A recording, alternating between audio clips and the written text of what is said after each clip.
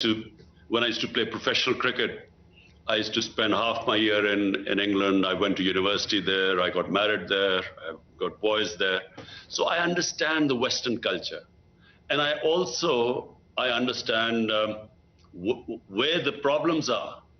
How come this Islamophobia is growing, and specifically after 9/11?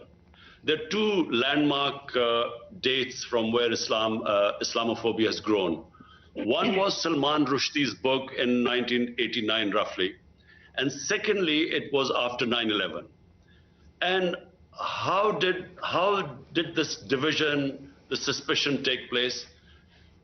After 9/11, the word Islamic terrorism, Islamic radicalism. Now, when these terms started becoming currency and announced by Western leaders, the man in the street does not understand. When you say Islamic radicals, it seems that there's something in the religion that makes people radical. And the man in the street cannot distinguish between a moderate Muslim and a radical Muslim. Terrorism has no religion. In every human society, they're extremists. They are liberals, they're extremists, and bulk of the people are moderates. Well, I was just going to say, though, you've talked about this at the United Nations and many other places about a need for a holistic approach by the international community. What does that mean to you practically, Prime Minister? What do you need to see there? So every forum, I've been trying to say this because the two, communities, Muslims living in Western world, they are the ones who suffer from Islamophobia. And then they suffer. We hear about incidents. A lot of incidents don't get reported, but we know about it. Our embassies tell us. So this gap needs to be closed. In this instance, it appears it was one person radicalized in some way on his own who did this. What is it that government should be doing, for instance, to shut down online hate toward Muslims? I think there should be a very strict action against this.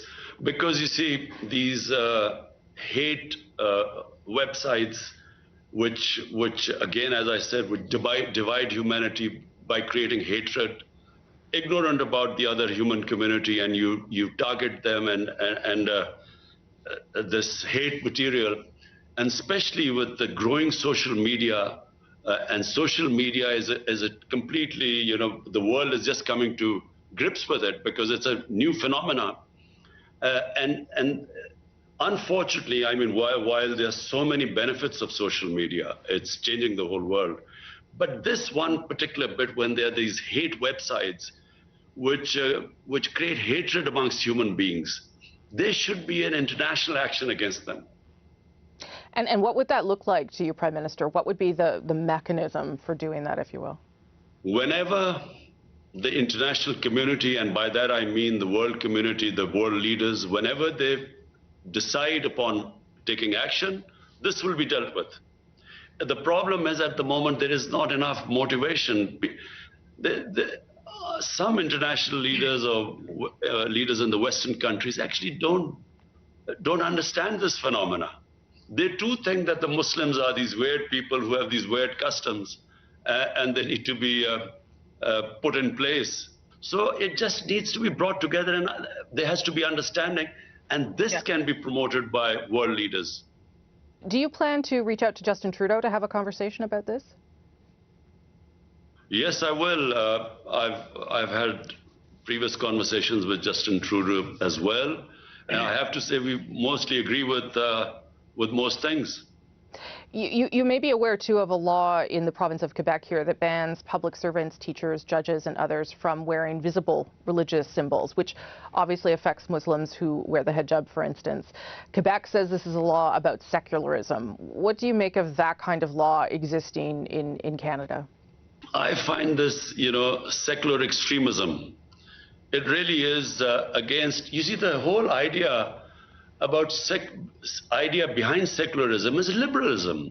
You want humans to basically, be free to express the way they want to be, as long as it doesn't cause pain and hurt to other human beings. That's how I understand what liberalism is. So if someone covers their head Why has it become such a big issue? And I feel this is just a symptoms. The, the main reason behind this becoming such an big issue is because of the way Islam is perceived. And that's why that understanding has to take place. And I also say one thing, Rosemary, that Muslim world also must, heads of Muslim states must be able to present their cases in world forums like the United Nations and the European Union, so that so to improve this understanding. And I actually do, people objecting to hijab or sometimes, I mean, people with beards, although beards are now becoming very trendy, all the shorter ones. So people objecting to this is quite bizarre for me, because again I repeat, in the liberal Western democracies, why is this such a big issue? Unless the reason behind it is that there's actually fear of the other. There's a suspicion. They actually do believe that there's something in Islam that leads to radicalism and to extremism and to terrorism. And unfortunately, I repeat again, there are certain Western leaders who believe this. Right. You are speaking about Islam writ large, of course, but as you know, it is very diverse. There are many different groups of Muslims in the world. You have previously said, sir, that you are not aware of events happening in Xinjiang province in China. Canada's parliament has said what's happening to the Muslim minority Uyghurs there is a genocide. Why do you not advocate for those Muslims as you do for Muslims elsewhere? Let me just be clear, Rosemary. Number one, Islamophobia does not affect us Muslims living in Muslim countries. It only affects Muslim in Western countries. And because I know and spend time in Western society, I understand what they go through. So that's why I raise my voice.